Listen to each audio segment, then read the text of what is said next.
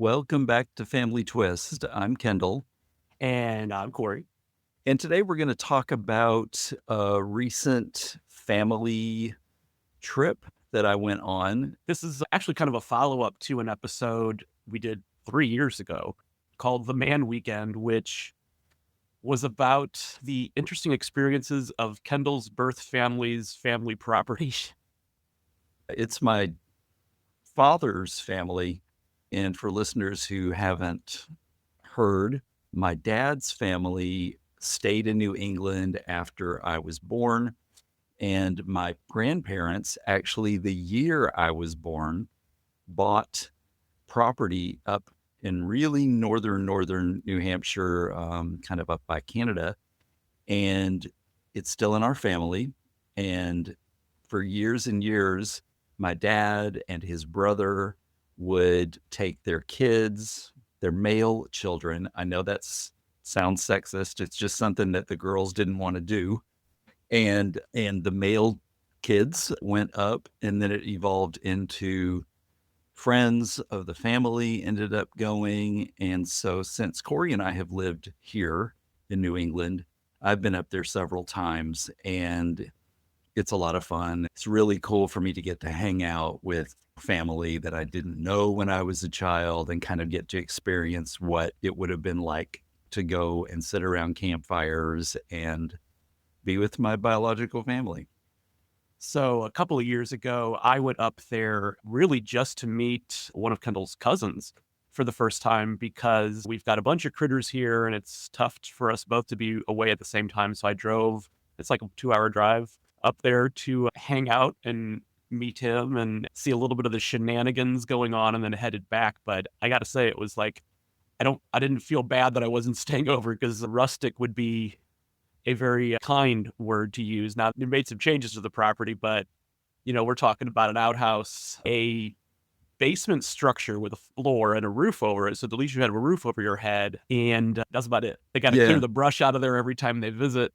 And really be careful about poison ivy because it's not a yard per se. This is just woods that have been cleared. But it's lovely. It's right by a lake, and get to go to a river. It is beautiful, but my grandparents never turned it into what they hoped it would be. They did put in electricity, and the thought was that they would eventually put in running water. There is water now, but only during this last trip did we figure out how to make that happen. So, which is kind of just a fun part of the experience anyway, just watching us all fumbling our way through doing that. But it was a lot of fun. This time it was my uncle and his two sons, so my two cousins. And on my father's side, I only have three cousins. So the only cousin who wasn't there is my cousin Rachel, who didn't come up. And when I say come up, all three of those guys, my uncle and my two cousins, have moved to the South. So it's a concerted effort for them to, come and make this happen. I felt badly that they kind of didn't have more time because both of my cousins, Justin and Jamie, they needed to get back to work and, they have lives going on, and I get it. But I was so happy that they made the effort, and it was great to see them. It just, it's an interesting thing because when I'm sitting there, it makes me realize what I missed by not having these people in my lives for all these years, but also it makes me also remember what I did have growing up and how close I was to my adoptive cousins. And it's all good, it's all wonderful because I'm not close to my adoptive cousins anymore. I mean, when I say close, I mean not physically close to anyone. And so it's difficult. I don't get the opportunity to go and hang out with people the way that I did when I was a child or a teenager. It's so cool to get to hang out with my uncle and my cousins. And then we had a really good friend, Pete. He goes as often as he can as well. And he was there as well. And my brother, Chris, who has been a guest on this podcast and is really the very first person I ever connected with in my biological family. So it was really special. And then this was the first time that Chris's two sons came and were involved. Well, one of them is already an adult and one of them is just turned 17.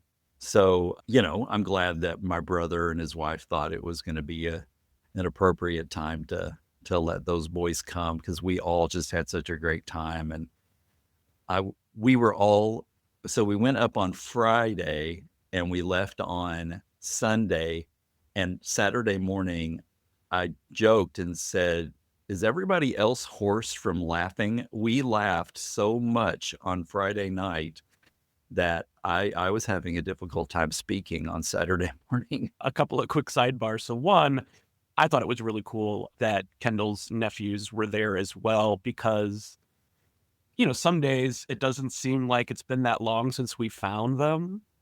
And some days, it does. But then you just look at, you think about the first time we met them, they were little kids. When we Mhm. met them at the airport, when they picked us up for that very first visit before we moved here. In 2017. And to think of them now as practically adults is just surreal. Yeah. But it has been great at least being here and seeing them grow up. 2 years ago, we attended Kendall's niece's graduation party. So Pete was there with his wife, and I made a dish, as I always like to do when we're, going to some kind of a family event. And so I did these Asian style meatballs, and we're sitting down to eat with Pete and his wife, and Pete's got some meatballs on his plate. And he's like, "Wow, these are really good." He goes, "By chance, there's no sesame in this?" And I said, "Oh, yeah, they're coated in sesame oil." Well, Pete has a very serious sesame allergy. And I think he thought because they were meatballs, like Italian style meatballs, that, why would they have sesame in them? But they were loaded up with sesame. So, he started getting hives immediately. And thank goodness there was an EMT there that was able to kind of help him get through it because he didn't have an EpiPen with him or anything like that. But now, we can joke about it because he's okay. Yeah, they all kind of teased me about the time that, they lumped me in with Corey, even though I never cook, and said, "Remember the time when Corey and Kendall tried to kill Pete at Mia's party?" I'm glad Pete has a good sense of humor about it. But yeah, that was just one of the examples of how we joke and tease each other and everything. It was a lot of fun. So we'll put the link to the episode in the show notes, but that original Man Weekend episode actually was not recorded up at the family property. It was recorded up at the Cape where Kendall's uncle Sean had a house that the kids grew up in. And it was kind of like the last hurrah party there before he sold it. And I thought it was a good opportunity to get a little bit of the feedback of what it was like for Kendall to be in this interesting situation of the Man Weekend, this very rustic, camping situation, because when Kendall and I would go camping with my family, it was much closer to glamping than it was, like this. And so it was just kind of funny to hear the stories. There was a lot of laughter going on at that night too. So there was, a lot of imbibing and shenanigans going on. So I can only imagine how that transfers to the Man Weekend when you guys are out there in the woods. Yeah, it's, silliness and, just like I said, laughing and telling stories. I mean, I love to hear the stories that Uncle Sean and Justin and Jamie and Chris, my brother, would tell about, growing up and visiting that property and the things that happened there. So really interesting. One of the things that Kendall really remarked on when he got back was that he had a really in-depth, long conversation with his nephew Nolan, who is going to be a senior in high school this year, and so he's getting ready for the future. He's a musician, and so we love music, so they got to talk about that, and yeah, it's just been really cool.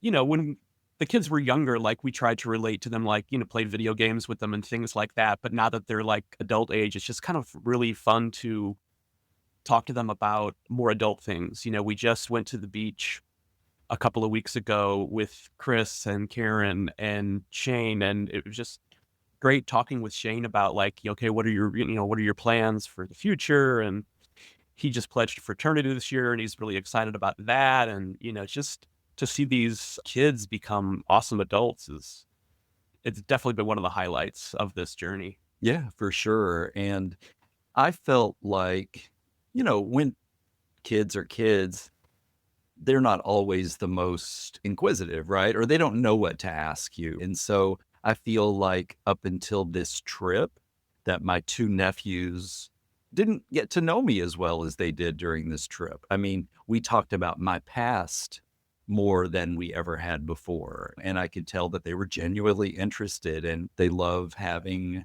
an uncle that they can hang out with. Not that they have a really cool Uncle Matt on their mother's side, whom they love, but, I'm their dad's brother that they never knew until 8 years ago, and we are making the most of the time that we can.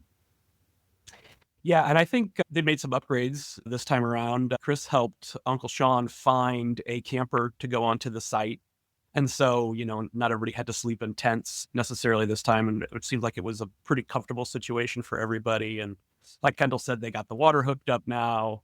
And there are plans to actually finish a house on that property. So it's because it was kind of sad when we were thinking about, Uncle Sean moving and like, is he going to sell the property? Is it, it's going away?